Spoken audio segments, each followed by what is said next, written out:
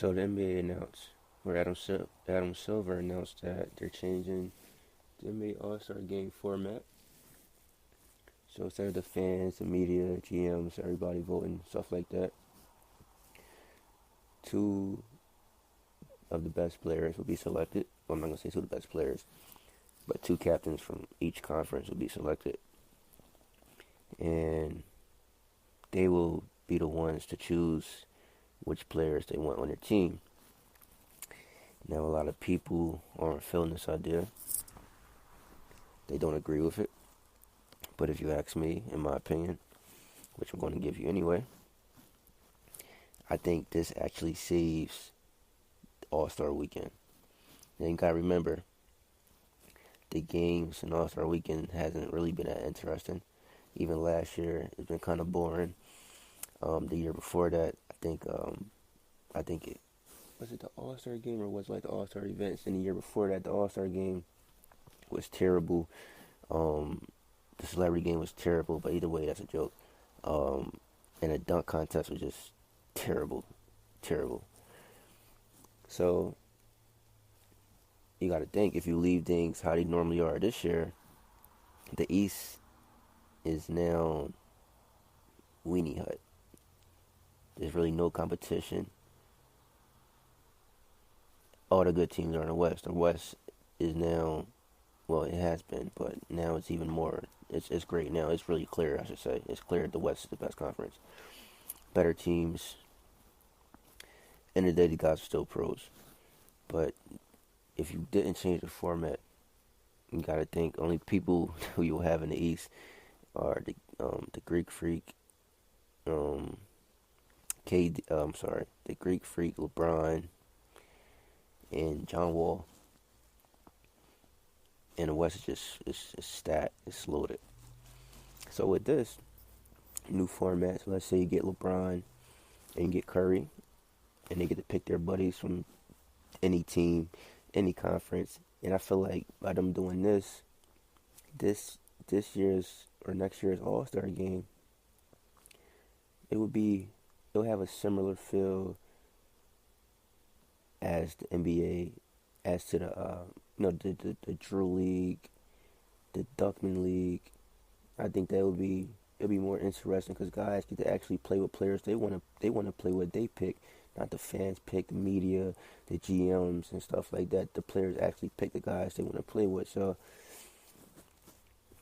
I'm all in for it. I think it's a good idea, and I think it would help All-Star Weekend a lot. And like I said, it's going to be a big street ball game, and I think it'd be more competitive because, like I said, guys are actually playing with guys they want to play with. So let me know what you guys think. Comment. Let me know what you guys think about the new All-Star game format. Well, in other news, it's been reported that, it didn't even have to be reported because Keyon Martin actually went on social media and made a video about Jeremy Lin's new hairstyle. And pretty much he accused Jeremy Lin of wanting to be black because Jeremy Lin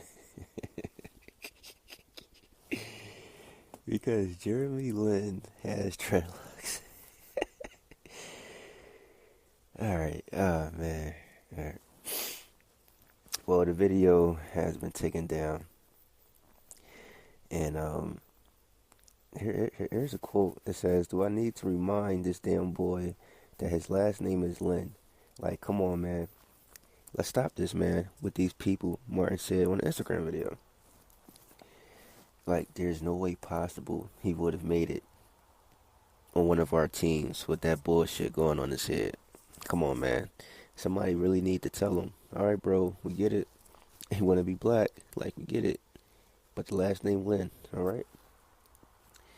So Lin, he clapped back with a response of his own, and via Twitter, and he tweeted out, it says, "Hey man, it's all good. You don't have to like my hair, and definitely entitled to your own opinion. Actually, I legit grateful you sharing it, to be honest. At the end of the day, I appreciate that I have dreads and you have Chinese tattoos, because I think it's a sign of respect. And I think as minorities, the more we appreciate each other's culture, the more we influence mainstream society. Thanks for everything you did for the Nets and the hoops. Had your poster on my wall growing up. Wow. Now.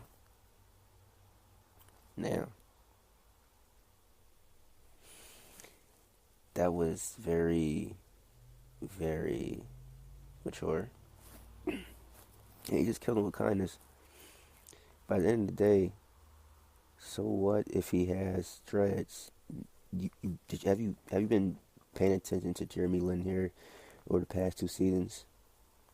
All the different hairstyles he had. And now this dude gets dreadlocks. Keyon Martin feels some type of way. I don't think Lin means nothing by it. I never pay attention to it. You can do whatever you want. You look how you want. Dreads, purple hair, shave your head shaved half off. It don't really matter. But I found that pretty interesting. And now it's been reported, or I saw a tweet from Lil B that Lil B has now cursed Keyon Martin. He put a curse on him, the curse god, because of his ignorant comments on Jeremy Lin's head. Now, I guess the curse it's already in effect, but I guess it will affect Keyon Martin when he plays in the season 2 of the Big 3 League. So we'll see how you do then. In other reports, McHale is on wax saying on NBA Open Court, NBA TV, excuse me, saying that James Harden isn't a leader. And quote, it's just one little statement. He said, James is not a leader. He tried being a leader last year, tried doing that stuff. I think Chris Paul is going to help him just kind of get back into just being able to hoop and play and stuff like that. And I agree. I was kind of disappointed in James Harden, who I call James Soften, the Game 7 against the Spurs, because he had 10 points after coming off that one hell of a season, MVP season, going head-to-head with Westbrook in the MVP votes. So I do like the fact that James now has a playmaker in Chris Paul. I do like the fact now that James can focus on scoring. Well, sorry, he always scores, but he can put scoring as number one option and put his playmaking ability a number 2 option. And I also agree with Kevin McHale having Chris Paul, a playmaker and leader and point guard like Chris Paul. It will really sharpen up James Harden game, sharpen his tools. Now, the only thing which is hard to agree with Kevin McHale on, which I say is hard because he went through it, he experienced it, he was coaching, but he said that he's not a leader. Now, on the outside looking in, I saw James lead that team. I'm sorry, he did. He set everyone up every night. He scored when he needed to.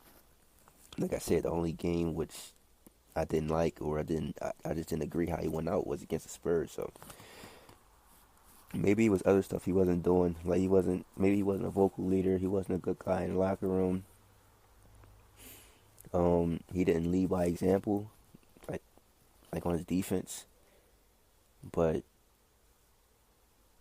once again, it's up to management. You bring people in to do stuff like that. And I'm not saying since James is the face of the franchise, he definitely should be the vocal leader and captain and so forth. But if he's lacking in defense, you bring in other guys and just have your main player focus on one thing, which is scoring. So do you guys agree with Kevin McHale? Comment. Let me know what you guys think. Guys, thanks for listening. Please be sure to check out www.rockoutsd.com. Please be also sure to visit www.bakerhoops.com. Thank you.